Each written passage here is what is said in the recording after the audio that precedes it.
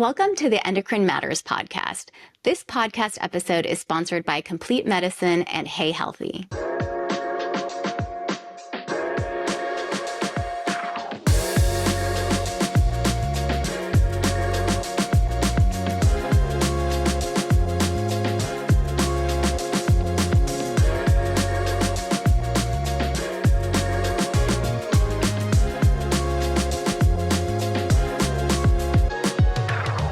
If you have Hashimoto's thyroiditis or hypothyroidism, there is a good chance someone has told you to go gluten-free.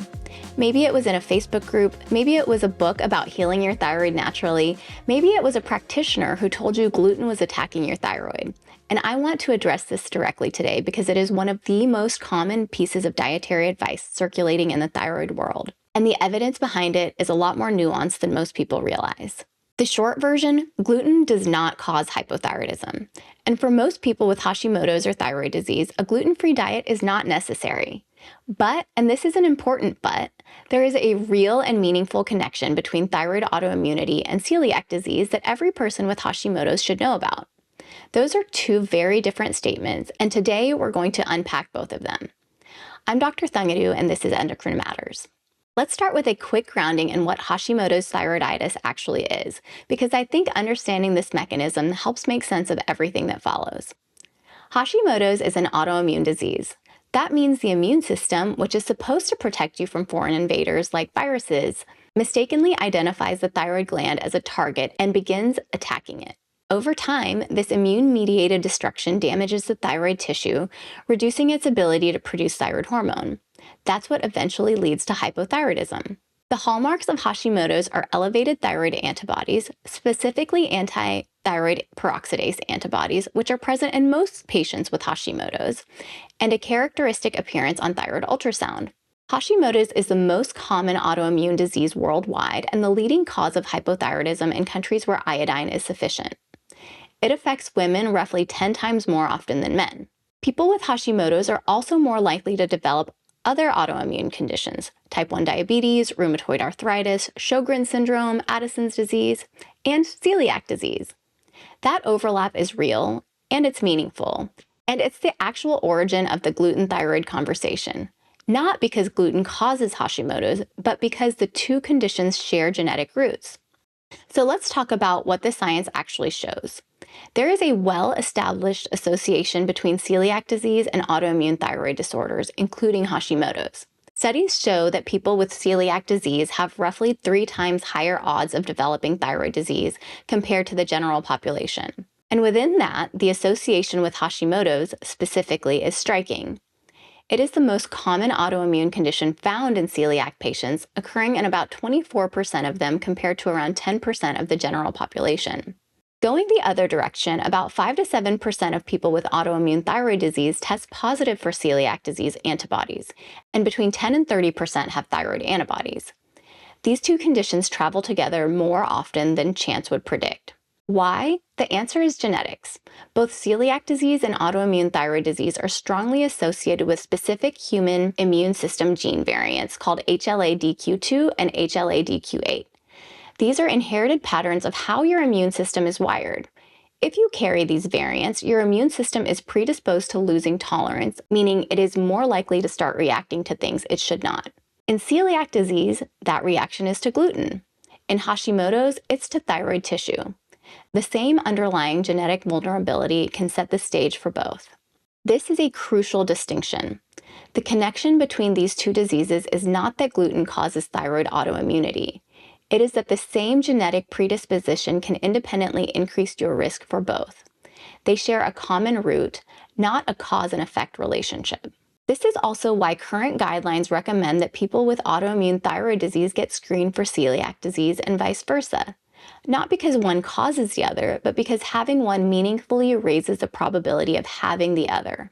If you have Hashimoto's and have never been tested for celiac disease, that's a conversation worth having with your doctor, especially if you are having symptoms like bloating or diarrhea. The screening is a simple blood test, anti-tissue transglutamase antibodies, and if positive, it's followed by a biopsy to confirm. Okay, so here's the question everybody actually wants answered. If you have Hashimoto's, but you don't have celiac disease, should you go gluten-free anyway?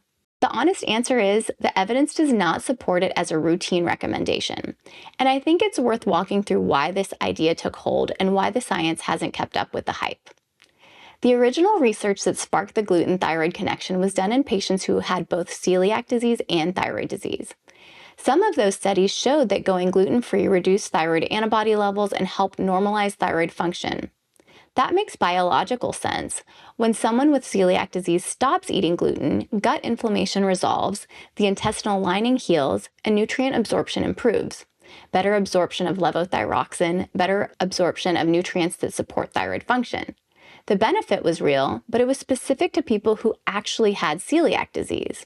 From there, the idea extrapolated. If gluten-free helps thyroid patients with celiac, maybe it helps all thyroid patients. That leap got amplified in wellness communities, books, and online thyroid groups, and the recommendations spread well beyond the evidence. What did the studies in Hashimoto's patients without celiac disease actually show? Some observational studies have shown modest reductions in thyroid antibody levels and TSH in people who went gluten-free.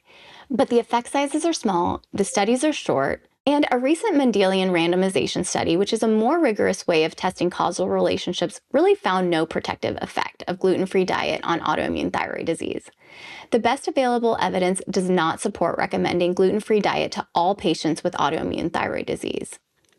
Now, does that mean it can never help anyone? Not exactly. Some people with Hashimoto's feel genuinely better on a gluten-free diet. That's real, and I don't dismiss it. It's possible some of those people have undiagnosed celiac disease or non-celiac gluten sensitivity that was never properly evaluated. It's also possible that changing their diet improved their overall eating patterns in a way that had a downstream benefit. But feeling better on a gluten-free diet is not the same as gluten causing or worsening thyroid disease. I also want to talk about something that doesn't get enough airtime in the gluten-thyroid conversation: the real costs of going gluten-free when you don't need to. A strict gluten-free diet is genuinely hard to maintain. It's expensive, it's socially restrictive, it requires constant vigilance in restaurants, at social gatherings, and when traveling. Gluten-free processed foods are often lower in fiber, higher in sugar and fat, and more expensive than their conventional counterparts. For a patient who has celiac disease, every bit of that difficulty is worth it because for them, gluten exposure causes real intestinal damage. But for someone without celiac disease, that sacrifice may be delivering little to no clinical benefit. There's also a diagnostic problem. If someone goes gluten-free before testing for celiac disease, the testing becomes unreliable. Celiac disease is diagnosed by detecting an immune response to gluten, both in the blood and in the intestinal lining. If you've already removed gluten from your diet, those tests can come back falsely negative, and a real diagnosis gets missed. So if you're considering going gluten-free and you haven't been tested for celiac disease, please get tested first if you have thyroid disease. It matters for getting the right diagnosis and the right care. And I'll say one more thing here. For people with Hashimoto's who are not on the right thyroid treatment, no dietary change is going to substitute for getting that treatment right. Thyroid hormone replacement, and for some patients finding the right formulation, whether that's levothyroxine alone or in combination with T3, is the cornerstone of managing hypothyroidism. If you're still feeling unwell despite dietary changes, the answer is probably not more dietary restriction. It may be that your treatment needs reconsideration.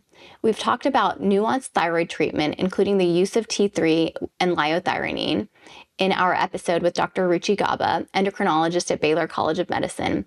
If you haven't heard that one, I really encourage you to go back and listen. And our episode on compassionate thyroid care goes even deeper into what it actually looks like to feel well treated, not to just have numbers in range.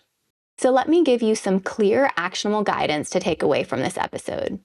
First, if you have Hashimoto's or any autoimmune thyroid condition and you've never been screened for celiac disease, ask your doctor for the blood test if you've had any abdominal symptoms. It's a simple test, and given the real overlap between these two conditions, it's entirely reasonable to check. And if it comes back positive, you'll need a confirmatory biopsy. Don't go gluten-free before you get tested. Second, if you're diagnosed with celiac disease, a strict gluten-free diet is essential, not optional. It reduces intestinal inflammation, improves nutrient absorption, including absorption of your thyroid medication, and may reduce your overall autoimmune burden over time. Third, if you've been tested and you don't have celiac disease, a gluten-free diet is not a necessary part of managing your Hashimoto's. You don't need to do it unless it genuinely makes you feel better and you're willing to maintain it properly. It is not going to treat your thyroid disease. And fourth, if you're not feeling well on your current thyroid treatment, if you're doing everything right and still struggling with fatigue, brain fog, weight issues, mood, the conversation to have is with a thyroid specialist about your treatment, not about adding more dietary restrictions. Get the right diagnosis and get the right treatment. Don't let dietary fear become a substitute for real medical care. The gluten-thyroid story is a good example of how a real scientific finding, the genuine overlap between celiac disease and Hashimoto's, can get stretched beyond its evidence base and turn into a blanket recommendation that ends up applying to everyone and helping far fewer people than it's promised to. That's not good for patients, and it takes up mental and financial bandwidth that could be going toward things that actually make a difference. You deserve care that's grounded in your actual situation, your actual labs, your actual diagnosis, your actual symptoms, not a one-size-fits-all protocol pulled from a wellness blog. If this episode raised questions about your own thyroid care, whether it's about diet or about whether your treatment is really optimized, go back and listen to our episode on compassionate thyroid care and our conversation with Dr. Ruchi Gaba, where we get into the nuances of thyroid treatment. Both episodes are in the show notes.